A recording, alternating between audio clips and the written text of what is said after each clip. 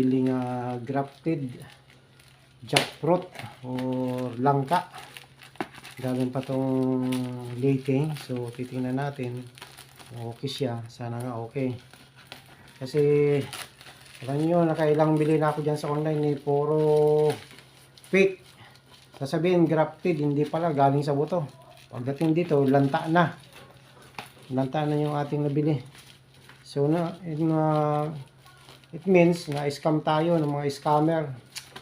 Sana nakatulong sa kanila yung pang-scam nila. Nakatulong sa buhay nila. Titingnan natin kung okay po itong bili na langka.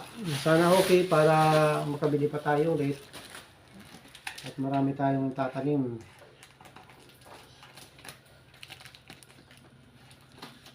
Okay ito. Ayan. Sana hindi natuyo yung dahon. Medyo mayroong dahon na yan. So, titingnan natin kung ay naputol yung isang dahon. Tingnan natin kung maayos yung pagkabalot. At sana nga okay to para makabili ulit tayo kay doon sa nagbibenta nito na seller.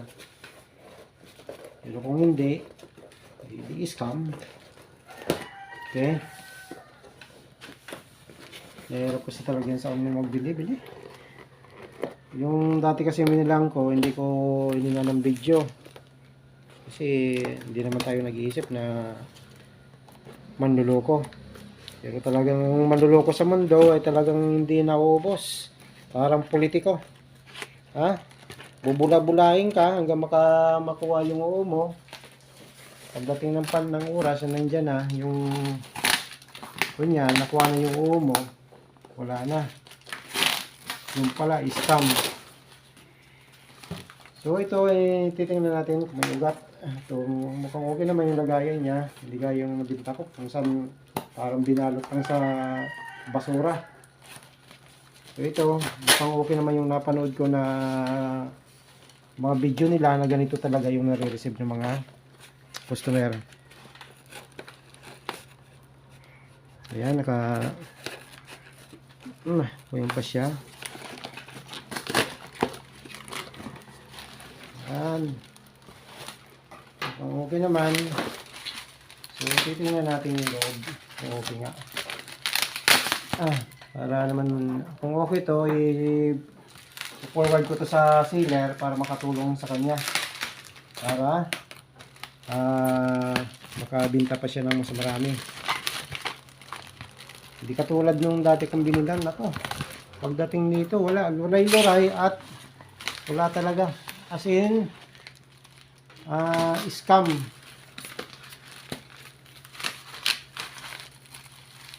Bodol. Ito mukhang okay naman. Kung Leyte pa to galing, oh. Talagang malayo ang pinanggalingan niya. Umabot ng mahigit isang week. Nasa biyahe ito. Wala kasi yung gunting kong matalas.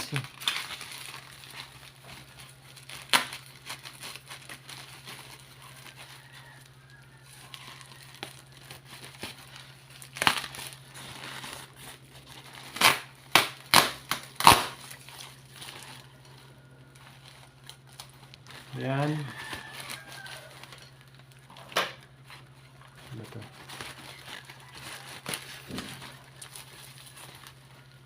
Sabi daw, hindi muna natin didiligan. Hayaan muna natin na makapagpahinga yung halaman. So, ito naman yung halaman niya. May free na soil booster. Ang sinasabi. So,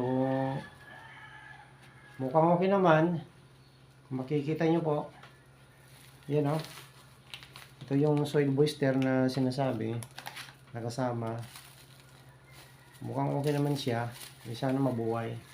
So, tingnan natin. Sana mabuhay.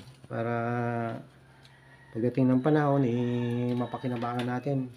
So, okay naman po siya. Ito lang yung nasira. Yung isang dahon nasira. Pero walang problema yan. Ayan, tanggalin na lang natin. So, pagpapahingayin muna natin to hanggang maka-recover siya.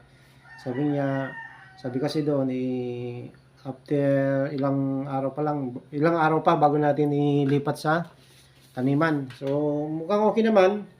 So, itatanim natin to bukas o sa makalawa. Thank you sa seller. At mukhang uulit tayo. Okay? God bless.